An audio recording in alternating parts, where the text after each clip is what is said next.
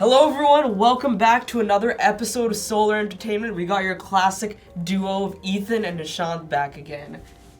You want to introduce yourself? I'm Ethan, as Nishant just said. He introduced myself for me, but I'm Ethan. Once again, we're back. And we got our second clown review of the year. Today we're reviewing Joker, and we're going to delve into some really deep aspects of the movie today. Maybe delve into some spoilers, so be warned right now that this is a spoiler warning, and you've been warned. So yeah, let's get into it, and let's talk about Joker.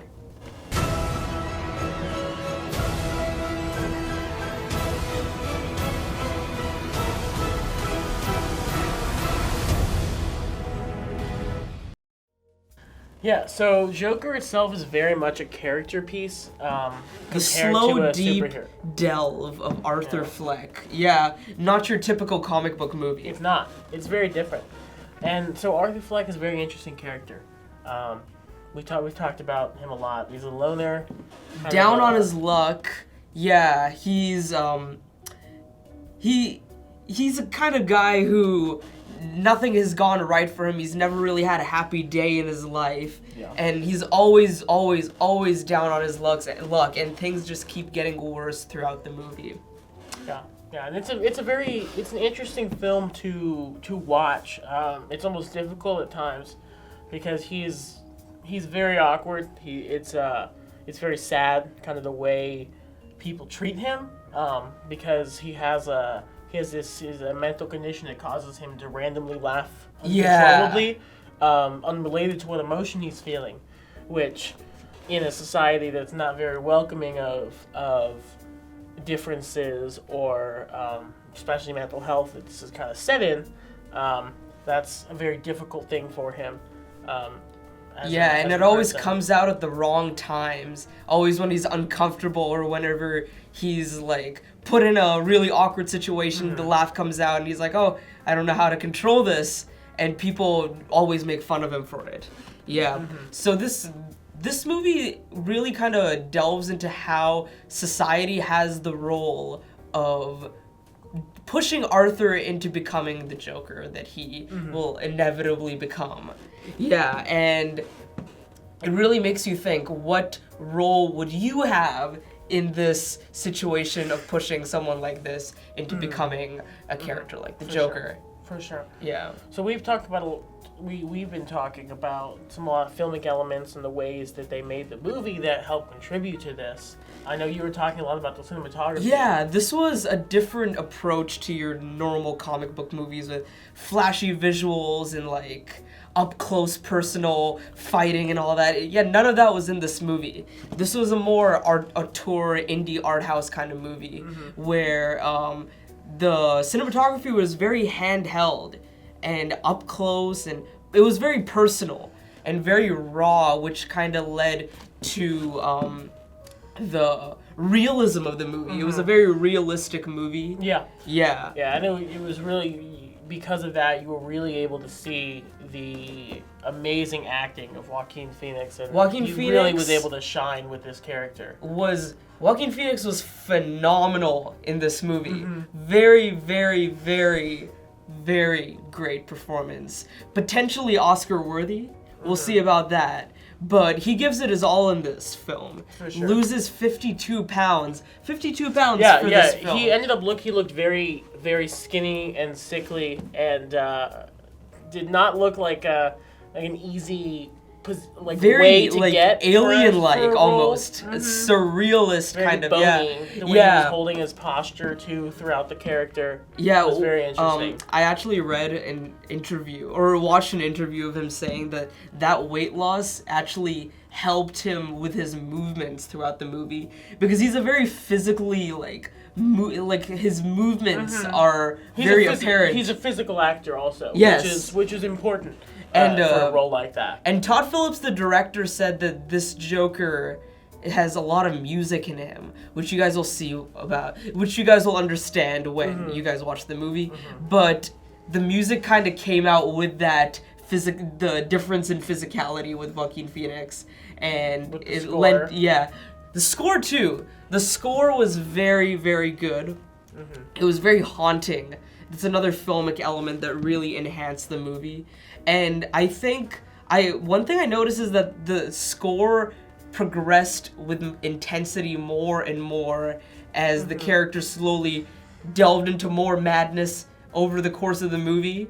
The score progressively got more intense as it went on. Yeah, it was well done. And this is also, this film is a classic, perfect example of an unreliable narrator situation.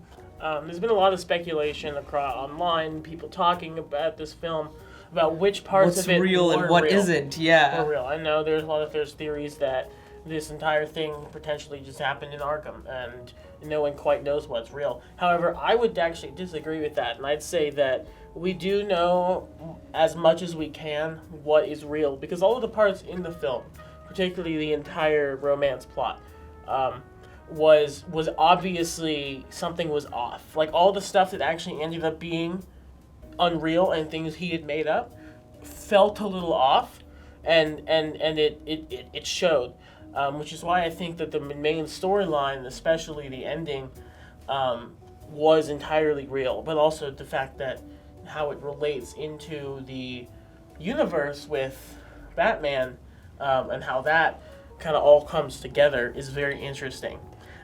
Yeah, I think that Batman ending was a little shoehorned in there, but it kind of added to how all the chaos that he created led to that one formative moment. Yeah. So what did you like about this movie? What I liked was, I think the standout was the performance by Joaquin Phoenix. I think the slowness of the movie was well paced, but I think that also led to some moments dragging out a bit. That's probably my only drawback to the movie. But I think the biggest takeaway from this movie for me was that Joaquin Phoenix should really get an Oscar nomination for this. Yes. So I'd agree on that con. For me, that would be the only part about this movie I didn't like as much, was that there were a lot of times where it was slow, which is kind of on par for DC.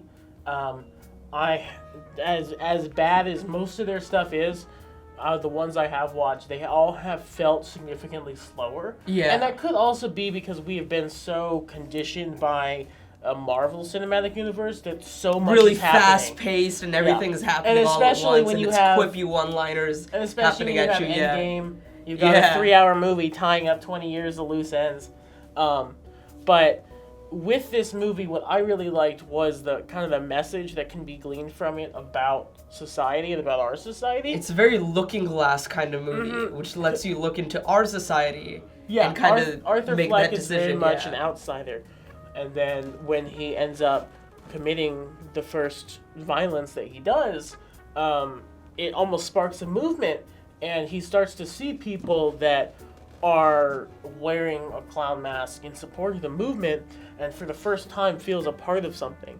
And then he really takes it on full force. Yeah. So anyone who says that, oh, I have no idea how someone could do this, how could someone do what the Joker did, how could someone do these things, and even in our society with a lot of acts of violence, is how could someone do this?